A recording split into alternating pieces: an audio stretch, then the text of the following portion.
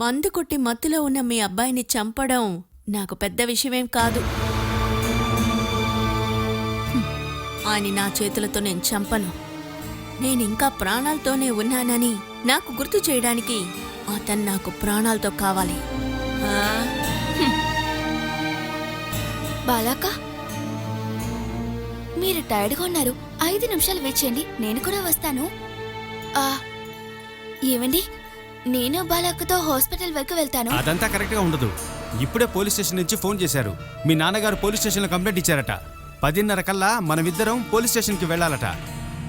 ఏమిట్రా నాయనా, ఇది పోలీస్ కేసు అయిందా? నువ్వు భయపడకమ్మా, ఇదేదో ఫార్మాలిటీ కోసం పిలుస్తున్నారంతే. టైం అవుతోంది, త్వరగా రెడీ అవ్వు, వెళ్దాం. సారీ బాలాక. నేను ఒంటరిగా వెళతానులే. నాతో పాటు ఎంతమంది ఉన్నా నాకు అవసరమైనప్పుడు ఎవ్వరూ ఉండరు. ఒంటరిగానే జీవించడం అలవాటైంది.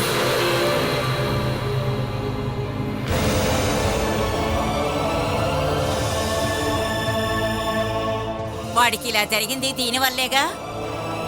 ఒరే నాయనా, పోలీస్ స్టేషన్కి జాగ్రత్తగా వెళ్ళు. సాయానికి ఎవరైనా రాజకీయవాదుల్ని తీసుకెళ్ళు. అదేమీ వద్దమ్మా, ఆ ఎస్ఐని కొంచెం గమనించామంటే సరిపోతుంది. అందుకు నీ దగ్గర ఏమైనా డబ్బుందా? చేసిన పనికి ఒక 50,000 రావాలి, కానీ ఇప్పుడు అక్కడికి వెళ్ళి తీసుకోవడం కష్టం. వద్దొద్దు, ఇప్పుడు అక్కడికి వెళ్తే ఆపదరా. స్టేషన్కి డబ్బులు నేనిస్తా. డబ్బులు రాగానే వడ్డీతో కలిపి ఇవ్వాలి. అదంతా వడ్డీ నేను ఇస్తానులేమ్మా, నువ్వెళ్ళి డబ్బు తీసుకొనిరా.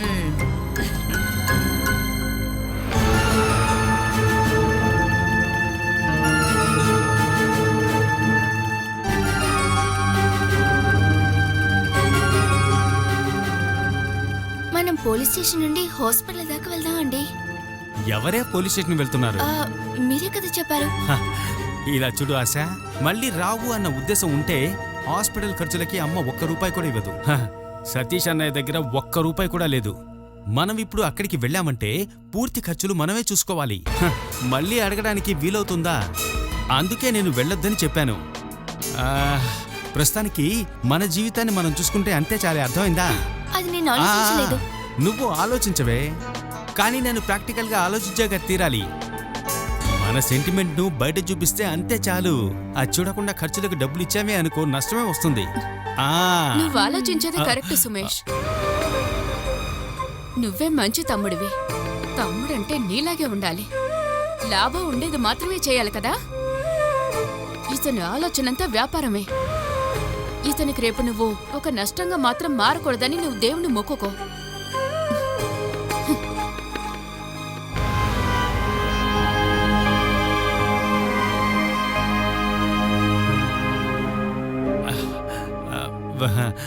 అది ఒక మెంటల్. నువ్వు తను చెప్పే మాటలు పట్టించుకోకు. నేను చెప్పినట్లుగా అమ్మకు మాత్రం ఐస్ పెడుతూనే ఉండు. ఇలా చూడు, మిగిలిందంతా నేను చూసుకుంటానులే. నా వల్ల అయిందే చేస్తానే ఉన్నాను. నువ్వు తెలివేనమ్మాయివి, నీ వల్లే సాధ్యం అవుతుంది. స్టేషన్కి వెళ్ళకపోతే ఇప్పుడు ఏం చేయాలి? నువ్వు వెళ్ళి రెడీ అవ్వు. అమ్మ ఇచ్చే డబ్బులతో మనం కాసేపు అటు ఇటు తిరుగుదాం, తర్వాత ఒక సినిమా చూద్దాం. వెళ్ళు వెళ్ళు.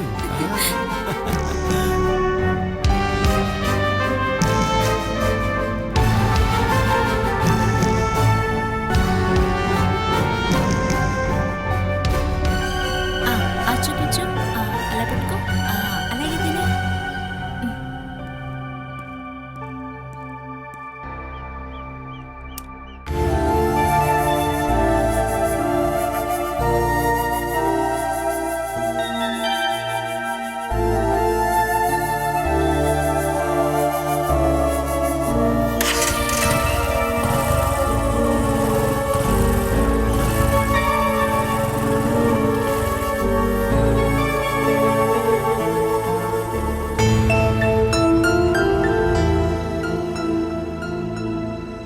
ఎక్కడికి వెళుతున్నావమ్మా?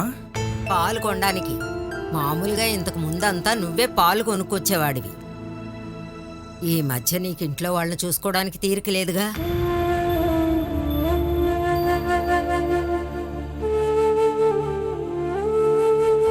ఈరోజు హాస్పిటల్కి వెళ్తావా? ఎందుకు? ఆ వేణుగోపాలను చూడడానికి హాస్పిటల్కి వెళ్తావా అని అడిగాను.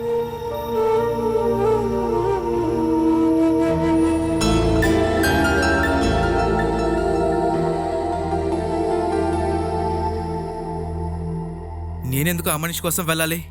ఒకవేళ నేను వెళ్ళినా కూడా బాలాన్ని చూడటానికే వెళ్ళననే కదా అనుకుంటుంది. నేను ఇంక ఎవరిని చూడటానికి వెళ్ళి ఇక్కడ ఎవరూ కష్టపడక్కర్లేదు. నా కుటుంబం ఇదే కదా. ఇక మీదట మిగతా కుటుంబ విషయాలు నాకు అక్కర్లేదు.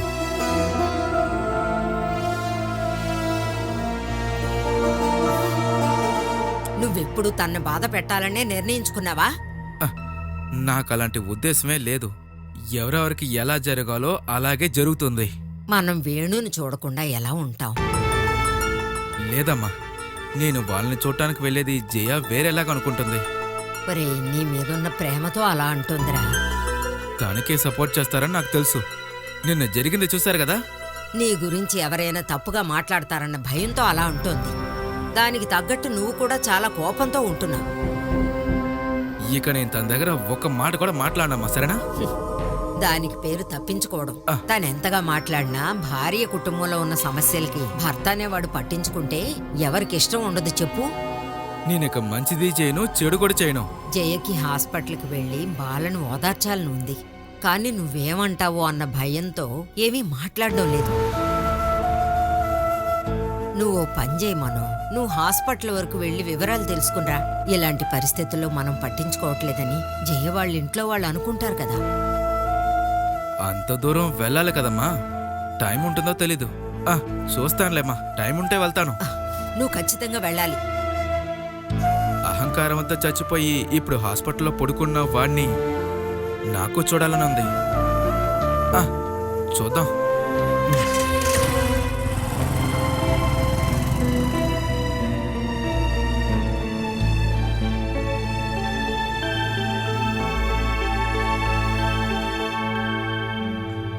భార్యతో పాటు హెల్త్ సెంటర్ నుంచి వచ్చేటప్పుడు దారికి అడ్డంగా నిలబడి భార్యని దారుణంగా, అసభ్యంగా, చాలా నీచమైన బూతులతో మాట్లాడటం కూడా జరిగింది. బూతులేం మాట్లాడలేదు, ఎగతాళి చేశారంతే. కేసు స్ట్రాంగ్ అవ్వాలంటే రాయాలి. పర్వాలేదులేండి. సార్, టీ తీసుకోండి. ఇవాళ పొద్దున్నే ఐసీయూ నుంచి ఇక్కడికి మార్చారు. ఎక్కువగా మాట్లాడొద్దని డాక్టర్ గారు చెప్పారు. అయితే ఇందుకు బదులు మీరు చెప్తారా? రాయటం కాస్త లేట్ అవుతుంది.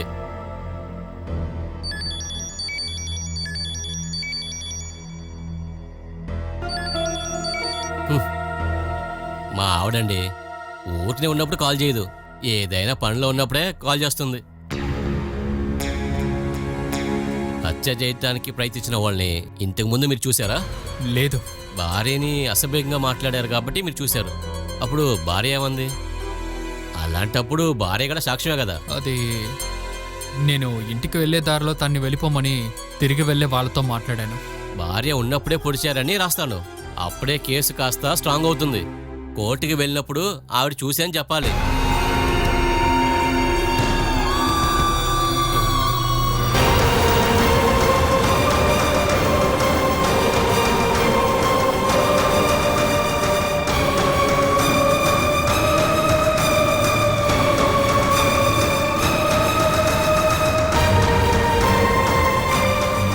ఏంటి, భార్య సాక్షి చెప్పదా?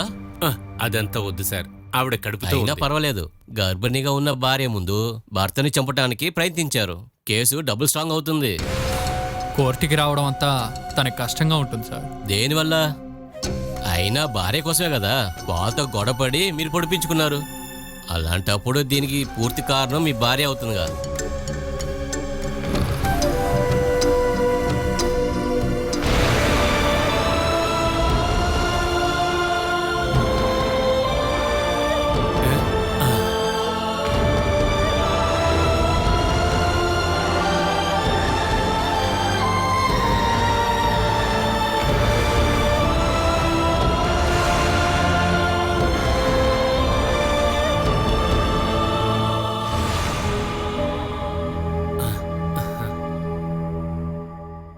సార్, వీడి భార్య ఈవిడే.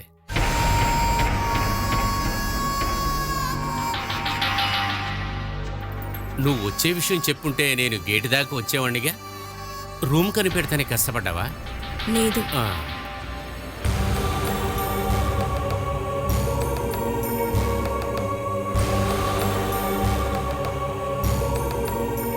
కత్తి తీసి పొడవడానికి ఏ కారణమై ఉంటుంది?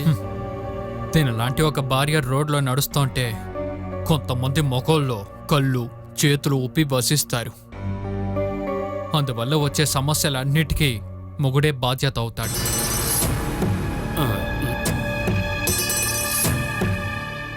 వాడేమన్నా చెప్పుకొని అమ్మా, నువ్వు కొంచెం ప్రశాంతంగా ఉండు. ఎంత అసహ్యంగా మాట్లాడుతున్నారో చూడండి. ఎందుకు ఇలా నడుచుకుంటున్నారు? నా కోసం కొంచెం నువ్వు నిదానంగా ఉండమ్మా.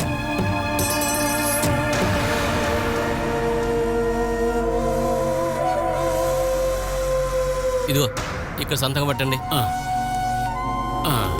ఇది కూడా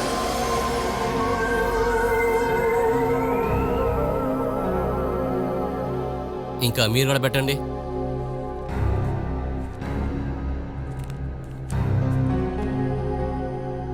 చంపాలన్న ఉద్దేశంతోనే ఆయుధాలతో మీ ముందుకు వచ్చారు. 307 ప్రకారం ఈ కేసు జరుగుతుంది. విచారిస్తాం.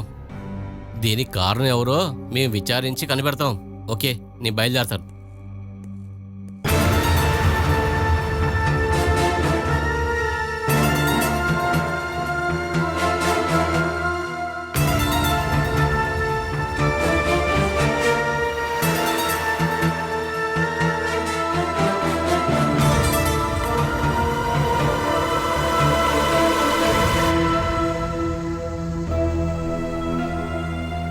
నేను చనిపోయి ఉంటానని సంతోషంగా వచ్చావేంటి?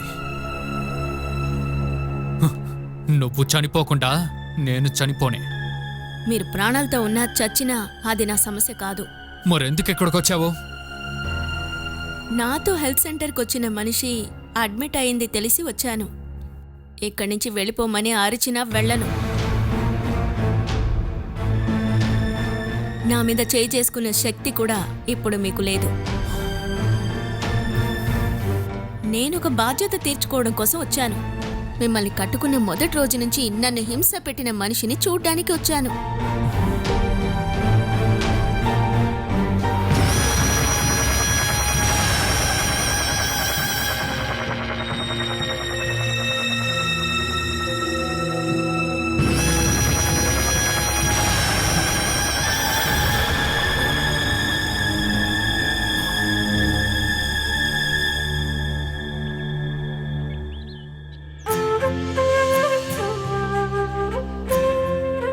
మీరు తీసుకున్న ఈ నిర్ణయం నాకు చాలా ఆశ్చర్యంగా ఉంది. ఎవరూ తీసుకోలేని నిర్ణయమే మీరు తీసుకున్నది. అంతా నష్టమవబోతుంది అన్న తరుణంలో నాకున్నది మాత్రమే పట్టుకుని మిగతావన్నీ వదిలేద్దాము అనుకున్నాను. మీరు చెప్పడానికి ఏమీ లేదా? ఇదంతా నిజంగా జరుగుతుందా అని నేను అసలు నమ్మలేకపోతున్నాను. ఇదే కదమ్మా నిజం. ఇటువంటి పెద్ద మనసున్న వాడికి భారీగా ఉండటం అనేదే ఎంతో గొప్పతనం కదా. నా గురించి తలుచుకొని కాదు, ఫ్రెండ్స్ అండ్ రిలేటివ్స్ సూరజ్ని ఏమంటారో అనే నా ఆలోచన. దాని గురించి బాగా ఆలోచించే నేను ఈ నిర్ణయమే తీసుకున్నాను. వాళ్ళు చెప్పేదంతా విని భరించాల్సిందే. కానీ నువ్వు నాకు తోడుగా ఉంటావుగా. అది మీరు చేయగలరు. ఇంత పెద్ద నిర్ణయం తీసుకున్న మీకు అదంత పెద్ద కష్టం కాదు. అటువంటి ధైర్యం లేని వాళ్ళే మిమ్మల్ని హేళనంగా చూస్తారు. నేను ఆఫీస్కి సులభంగా వెళ్ళి రావడానికి పక్కనే ఒక ఇల్లు చూస్తున్నాం. త్వరగా రెడీ అవుతుంది. రెడీ అవ్వగానే మీరు తప్పకుండా రావాలి. మీరు పిలవకపోయినా నేను వస్తాను, మీ సంతోషమైన కుటుంబాన్ని చూడటానికి. ఇప్పుడే వస్తాను.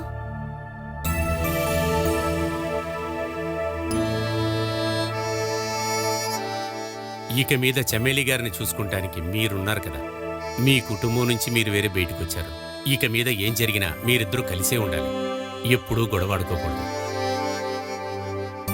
మీ భార్య ప్రెగ్నెంట్ అనే విషయాన్ని మీరు మర్చిపోవద్దు. ఆ ఒక్క కారణం కోసమే కదా తనను అంగీకరించాను. ఇలాగే పగ తెచ్చుకుంటా. నా జీవితంలోంచి బాలాను దూరం చేసి దానికి బదులుగా ఇలాంటి ఒక మోసగత్తెను నాకు భార్యగా చేసినటువంటి మా నాన్నగారి మీద తెచ్చుకునే పగ. ఎవరితోనో కన్న బిడ్డను తీసుకొచ్చి నా జీవితంలోకి వచ్చి నన్ను మోసం చేసి అందరి ముందు నన్ను ఎదవం చేసినందుకు తనకిస్తున్నటువంటి బదులు. నా బిడ్డ ఈ లోకంలోకి వచ్చేంత వరకు ఇదంతా భరిస్తాను. ఆ తర్వాత నాకు జరిగిన నష్టము, నాకు కలిగిన ఆవేదన, అవమానము తనకు నేను తిరిగి ఇస్తాను. మీరు మాకు ఇప్పటివరకు చేసిన అన్ని సహాయాలకు ఇకపైన చేయబోతున్న సహాయాలన్నిటికీ చాలా థ్యాంక్స్.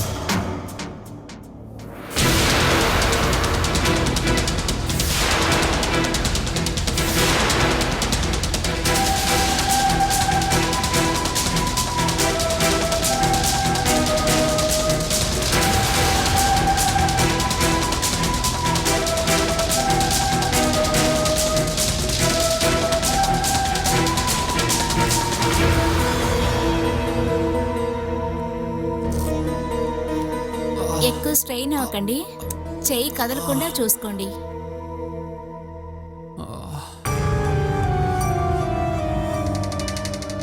బాలా, నేను ఇంటికెళ్ళి స్నానం చేసి ఈ డ్రెస్సులు అయ్యి మార్చుకొని వస్తా. మీరు రావద్దు, నేను చూసుకుంటాను. నిన్ను చూసుకుంటానికి ఒక మనిషి అవసరం కదమ్మా. అటువంటి పరిస్థితిలో నువ్వు ఇక్కడ ఉంటానని చెప్పటం అనేది వేరే దారి ఏమీ లేనందువల్లే నాకు తెలుసు. నేను పేషెంట్ కాదుగా, ఈయన్ని నేను చూసుకుంటాను. భర్త మరణాపాయంలో ఉన్నా కూడా నేను రాలేకపోయాను. మీరు అన్నదమ్ములు ఆ కొరత లేకుండా పక్కనే ఉన్నారుగా, అంతే చాలు. మీరిక కష్టపడద్దు. సుమేషు పొద్దుటే వస్తానని చెప్పి వెళ్ళాడు. వెళ్ళిన వాళ్ళు ఇక తిరిగి రారు. మీరు వెళ్ళండి. పక్కనే ఉండడానికి చూసుకోవడానికి నేనున్నానుగా.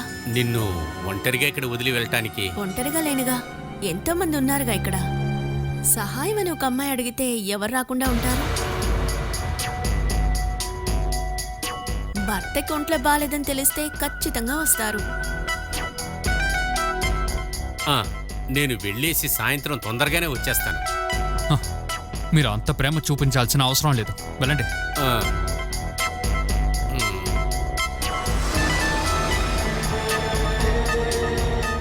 మీ తండ్రికి కాస్తైనా మర్యాద ఇవ్వండి. నువ్వు ముందు నోరు మూసుకుంటూ, ఆయన వెళ్ళమని చెప్పిందే నిన్ను కొన్ని విషయాలు అడగడానికి.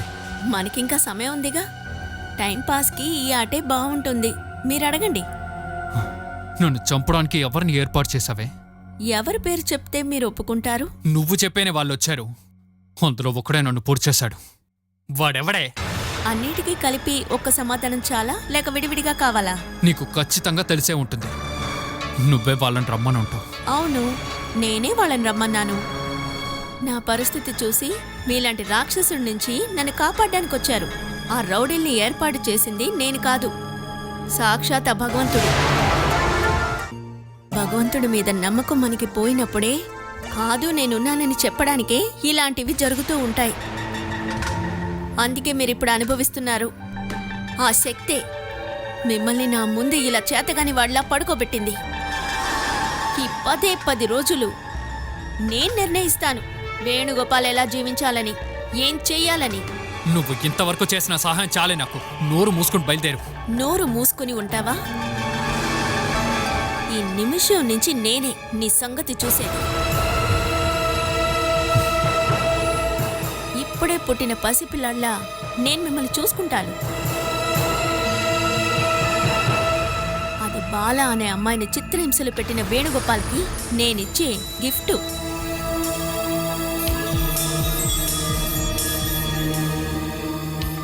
నేననుకుంటే పొడిచిన చోటే మళ్ళీ పొడవచ్చు, కాళ్ళు చేతుల్ని నొక్కేయొచ్చు, భోజనం పెట్టకుండా ఉండొచ్చు, నీళ్ళివ్వకుండా ఉండొచ్చు. ఇలా ఎన్నో విధాలుగా పగ తీర్చుకోవచ్చు. వేణుగోపాల్ బాలని హింసలు పెట్టినందుకు ఇదైనా చేయాలని అనుకునే వాళ్ళున్నారు. కానీ ఎంత ఆశపడినా నేను ఇవన్నీ చేయలేను. నేను ఆడపిల్లని కదా. లేకపోతే కొద్ది కాలానికి మీ మనసు నాకివ్వండి, కుదురుతుందా? బాల వేణుగోపాల్ అవ్వాలి, అప్పుడు నువ్వు బాల అవ్వాలి. వద్దులేండి, ఈ ప్రపంచంలో ఇంకెవ్వరూ బాలసుద్ధ కాకూడదు.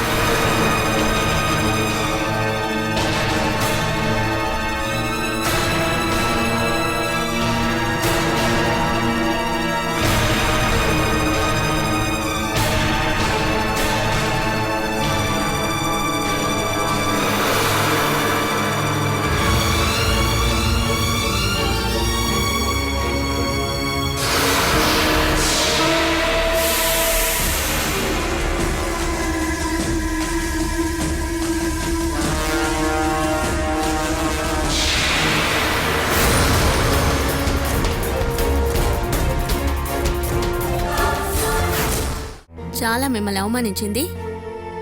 నేనిక్కడికి వచ్చి ఉండకూడదు. అది ఇంట్లోంచి బయలుదేరి ముందే ఆలోచించాలి. నా తప్పే.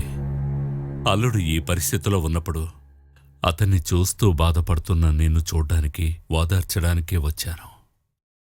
నేనిక్కడ బాధపడుతూ ఉన్నానని మీతో ఎవరన్నారు? నన్ను చూడ్డానికో, లోపల దెబ్బలు తగిలి ఉన్న మనిషిని చూడ్డానికో మీరు రాలేదని నాకు బాగా తెలుసు. హాస్పిటల్లో అల్లుడిని చూడ్డానికి వెళ్ళలేదా అని ఎవరైనా అడిగితే వెళ్ళాను అని వాళ్లతో చెప్పడానికే కదా మీరు బయలుదేరొచ్చింది. అలా కాకుండా ఇక్కడికి రావాలన్న మనసుతోనే మీరొచ్చారా? నా మనసు ముక్కలయ్యేలా ఆయన మాట్లాడాడు. ఇప్పుడు నువ్వు కూడా మాట్లాడుతున్నావా? వేణుగోపాల్ చెప్పింది మాత్రమేగా మీరు విన్నారు. అటువంటి వాణ్ణి భరిస్తూ బతుకుతున్న నేను చెప్పేది కూడా వినండి. ఆ రోజు స్టేషన్లో నీతో నేను చెప్పానుగా వాడితో వెళ్ళొద్దు అని. జీవితంలో ఒక అమ్మాయి ఎన్ని ఘోరాలు అనుభవించాలో అన్నీ అనుభవించిన తర్వాత మీరు రమ్మంటే కుక్క కూడా రాదు.